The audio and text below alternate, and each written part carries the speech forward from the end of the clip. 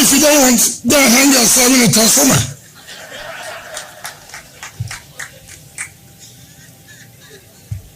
Yes. If you're angry, well, hang yourself.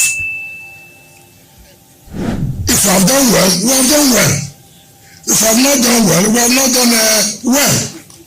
And we are proud to say, in this short time Mr. President appointed us, that we have done well.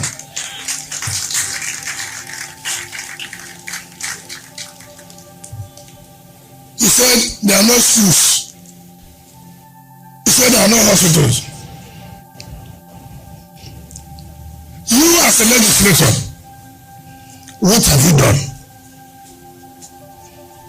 How many bills have you sponsored for us to improve our education and our health sector? How many? I challenge that legislator, if you are very, very popular, 2027, come and run under Abuja. We will friend you. You think that what happened last time will happen again? You think so? It will not happen again. If you are popular, come and run. Luckily for me, I'm the FCT Minister now. So here's my territory. I'm not afraid. Nigerian politicians don't know how lucky they are. They are very, very lucky. In the sense that they can do whatever they want to do, say whatever they want to say, and they will go scot-free. There will be no any repercussion for their actions and inactions. That is the reason why you see them behave the way they behave. This thing they do in Nigeria, I can tell you, they will not try it in a saner climate. Even in some African countries, they will never try this.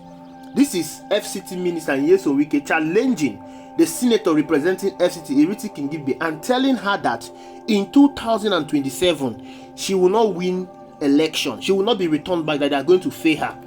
And the most important question everybody should be asking is, what is giving Wike this confidence? What is making him to be this boastful? We are just 3 years to 2027. 3 years. 3 good solid years. And Wike is talking about 2027 election. This is not the first time he's been talking about 2027 election. He has been saying this. There was a time he went to the church and said that in 2027 is going to be a walkover. What is giving him this mind, this strong mind to say what he's saying? The reason is not far-fetched. It is because he knows that Nigerians are captured people and they will not do anything. Wike will do whatever thing he wants to do and will go scot-free with it. Now back to what he was actually talking about.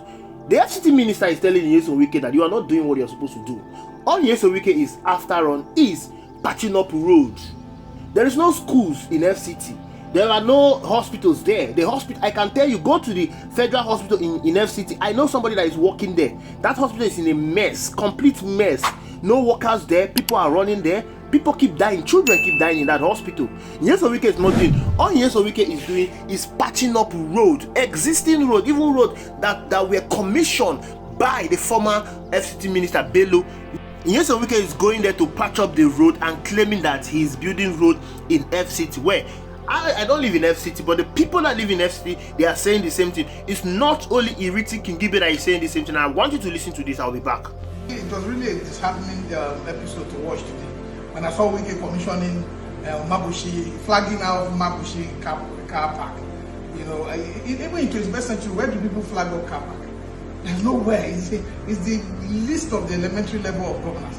And then in that same occasion, he was using that same occasion to bash a sitting senator of the Federal Republic of Nigeria. And people were applauding him. He was derogatory, making statements that will reduce the personality of that person. Governance is not about insults. Wike is boasting that because he's doing tie roads that were already tied. Some of these roads that Wike has scraped in both in Matama, and there are no roads in Nyanya, there are no roads in Karo, there are no roads in Kerishi, there are no roads in Kuba, there are no roads in Gwagwalada. Even the ones he completed were what Bello has been doing. And alone on those ones, he collected about 1.2 trillion. 1.2 trillion. Because there's no accountability in Nigeria. That's why most people don't know what is going on. And he also collected another 98 billion naira as supplementary budget for the FCT to a complete project that has been ongoing. And we were talking about Apo Karishi. Apo Karishi road has been there even before Jonathan, before Buhari, and the road was stopped. There's no construction is not going on as we speak. Then he's talking about a senator that was elected by the people and boasting how by 2027 the person will not come back again. As if Wike will be the one to vote for the people of FCT. Wike has forgotten that before him there was Ireti who performed excellently well and was never using any words against those who were elected to represent the FCT. He never used any derogatory language against them. And yet, with all that kind of performance, FCT people is a cosmopolitan city, a metropolitan center for the Federal Capital Territory. They took their vote by their hand. Look at the president that have come before him, before Tinubu. How many of them have won their polling unit in the presidency? We don't know history. He's not a student of history. If not, he would know. He was a local government chairman in Rivers State. He was a governor for 8 years. He was a minister from Rivers State.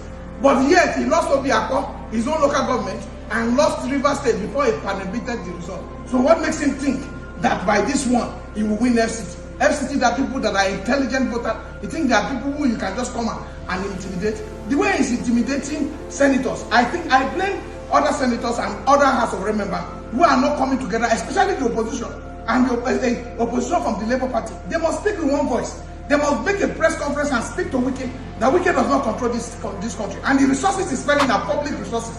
He cannot stand on that stage, that podium, and use the same language to insult the vote that has been cast in the FCT for a senator, for a House of Rep, or for anybody. It is not acceptable in a democracy. And those who are applauding him because he's flagging up a motor park, he should go to the internet and show me where in South Africa or in Egypt where ministers are going to flag off bus stop. He should show me.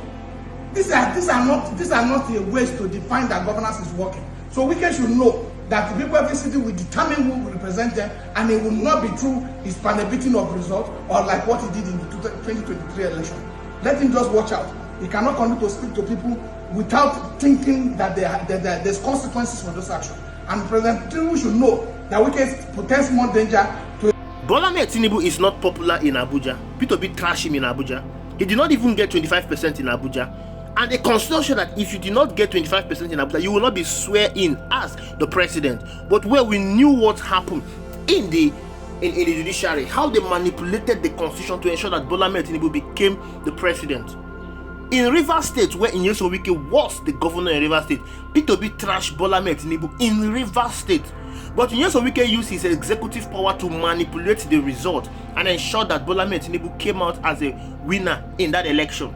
Till date, in the INEC IREF, so many independent media, they've gone to investigate the results in Rivers State, and it shows that P2B won that election. So for Tinubu to give Nyesom Wike FCT Minister, there is a grand plan. And that plan is to ensure that what happened in 2023 do not happen again in 2027. That is what Nyesom Wike is saying. Now you think that what happened in 2023 will happen again in 2027. It will not happen. There is a grand plan. Bola Ahmed Tinubu will not win the election in a free and fair contest. He will not even be president in a free and fair contest. And they don't even care about a free and fair contest. They don't even care about your vote. For these people to be saying this in openly, 2027 is 3 years ahead, but they are openly bragging about winning it. How will you win the election when you have not done anything to gain the trust of the people? Nigeria is experiencing the worst form of economic reform under Bola Ahmed Tinubu. Nigeria is going through the hardest suffering they've ever experienced in the history of this country. People cannot afford 3 square meal anymore, or 1 square meal anymore. The price of food items in the market has skyrocketed. People are hungry. People are suffering. Rather than bringing in policies that will help to ameliorate the suffering of the people, the government of the day has ended up reducing the purchasing power of the people.